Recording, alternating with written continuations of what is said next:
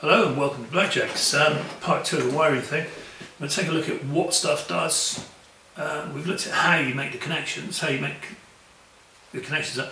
Now we'll look at what stuff does, so you know you've got some idea of how it all goes together, which is two hows, but hey, what can you say?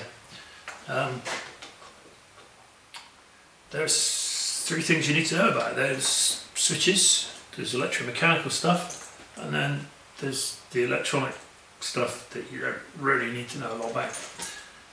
So let's get into that, shall we? Let's talk about switches. Basically, you've got the switch. That's it, yeah? No. If we take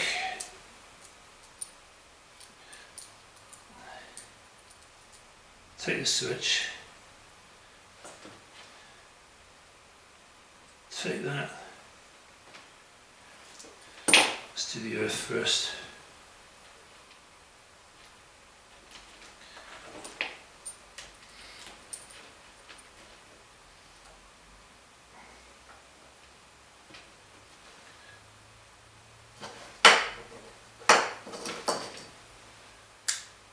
Okay, that just turns that on and off.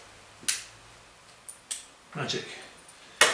There's another type of switch which we use for horns, we use for starter motors, we use maybe headlight flashes. And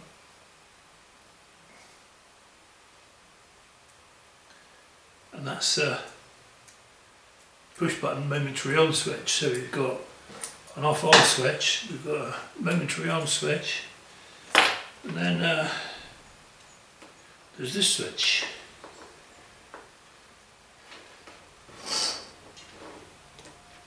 So find that connection there.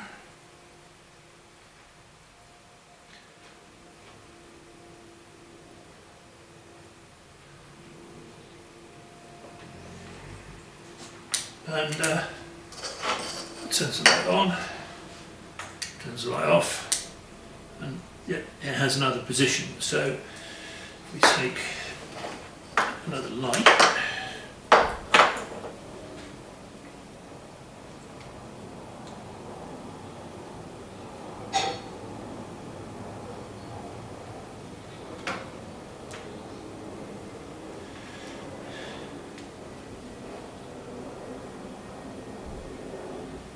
Couple that together.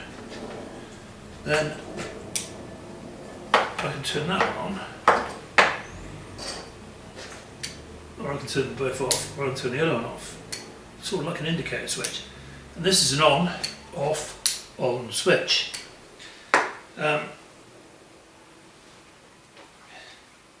Which is all relatively straightforward. So let's just take this lamp here and connect it to there. Why not?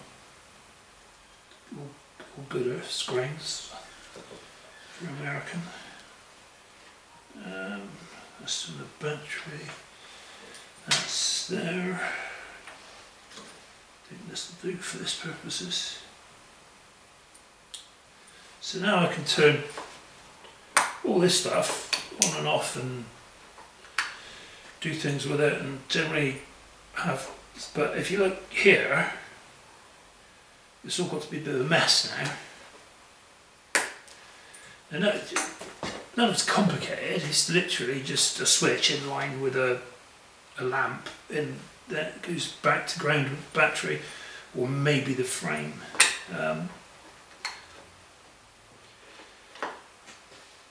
But it still looks a mess. And weirdly, this, which is the wiring diagram, looks a mess too, but the point about it is that's far more neatly laid out than this is, and it's not really any more complicated, because basically it's just a collection of individual circuits with individual switches that do individual things. And that's key to wiring stuff up, is that you need to know that you're not wiring, you're not making a big movement, or you're not making a big mess, you're making you're wiring a circuit for this and a circuit for that, and a circuit for this and a circuit for that, and all you've got to do is think about routing the wires so that it looks tidy afterwards. That's it, really all there is to it. Let's have a look at the electromechanical bits of motorcycle electrics. Right. Most of the hinges are around the idea that if you take a coil like that and put a bit of electricity through it,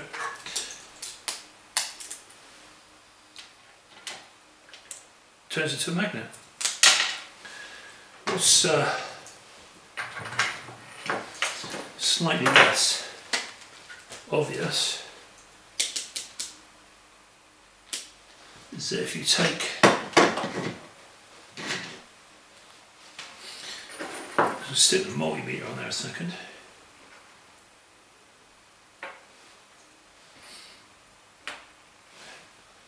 Take a couple of magnets, and as I move them backwards and forwards past the coil, it's generating a current. So I can either apply power to this and make it into a magnet, or I can move magnets past it and make a current.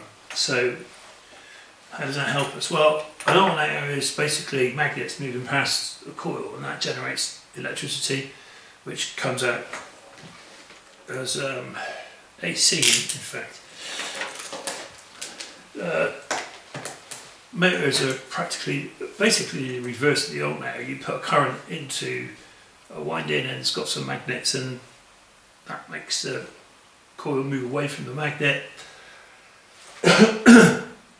There's a brush set up that swaps the magnetic field around, and here we go. Probably the easiest one to demonstrate is the starter solenoid. If we just take that apart, see there's a coil of wire in the base there. And what we've got here is two big copper contacts, which are this bar opens and closes to connect the starter motor to the battery. And if we take that and put that in there, I can put some current to it, and you can see the, can't really see the wire to be honest, there it is. So you can see how that works. So you press the button on the bars, it energises this coil, that sucks that in, closes those contacts, connects the battery to the starter motor, bike starts. Relay is a very similar thing. You've got a pair of contacts, there's a magnet, an arm, a pair of contacts, energise that coil with current, closes the pair of contacts. The advantage of using a relay or starter solenoid is that it allows you to deal with much more current than the switch itself can handle. So I think it's milliamps to activate a relay coil, whereas the actual contacts it closes inside will handle 30 amps quite happily. So assume it's a 30 amp relay, which is good because you can use it to switch your headlights on and off with a silly little switch.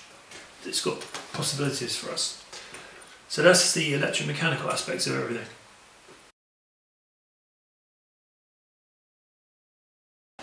So electronics. Electronics, you don't really need to know a lot about electronics, do you? There's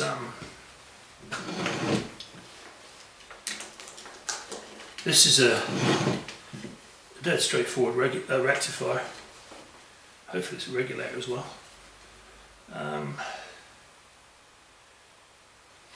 And this is a multimeter set on aims with some continuity really. If I take, just for the sake of argument, a black lead and connect it to any one of these, then if I put the red lead on there, it's not letting any current through at all. If I come over here and put the red one on the positive lead, then I'm getting just a few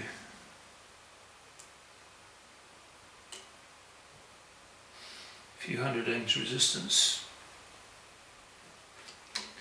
take the red one, if I take the black one and put it on the black lead,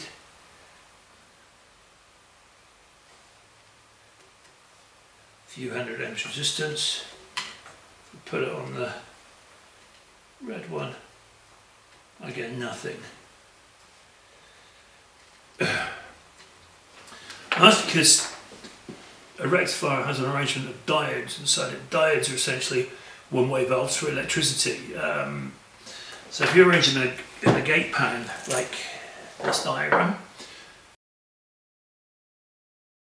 then the AC, which is doing this, when it's going that way, it can flow one way through the diode, but the diode that it flows through when it's going that way, it can no longer flow through when it's going this way. So if the diodes are arranged facing in the correct directions, you will always direct the positive output to the positive terminal. This has, you basically got AC between there and there, AC between there and there, and AC between here and here. So this uses a 6 diode gate rectifier, which is a slightly more complicated looking thing, but it does exactly the same job. What else have you got? You've got diodes crop up. You can't often find them in the safety lockout mechanisms on ignition units, and this brings me to ignition units. So all we really need to know what an ignition unit is, where do the wires go? We don't care what's going on inside the box. That's the definition of a black box. It's, you've got to give it the right inputs to get the right output. Things like side stand switches that kill the ignition. Well, check the side stand switch out. Look at the switch. Is it on or is it off when the stand's down? Because that's what kills the ignition. That switch being off or on. So you either need to leave the wires disconnected or join them together.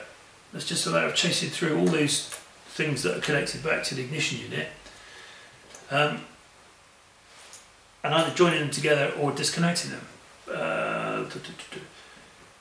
Resistors you find sometime, early Kawasaki Z1300s is one I can think of off the top of my head. Norton Commands is another one. They have a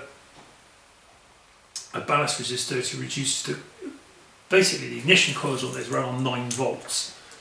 And then when you press the starter motor, it bypasses the resistor that's stepping the current down to 9 volts and puts 12 volts through them to give it a fatter spark to make it start, which is just a bit unnecessary, a bit stupid, and not really done since the 1970s. And capacitors, of course, which are, anybody that's ever worked with points will remember the condenser. Those are essentially just tiny little batteries that hold a very small charge. So ignition coils, you've got the primary winding, you've got the secondary winding. Primary winding gets a current through it, creates a magnetic field. Gets disconnected, the magnetic field collapses. As the magnetic field collapses, it induces a current in the secondary winding, which discharges through the spark plug.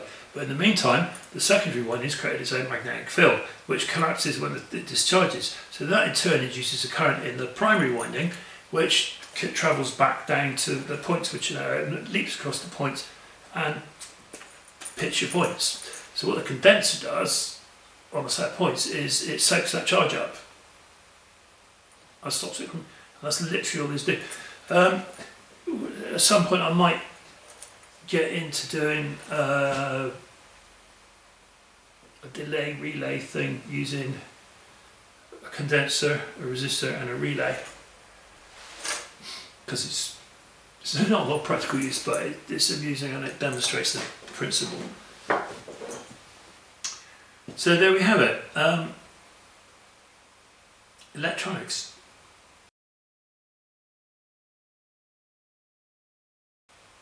So let's brief look at the 3 major things that go up to make up a motorcycle electrical system. I suppose the next thing to do will be start wiring something up.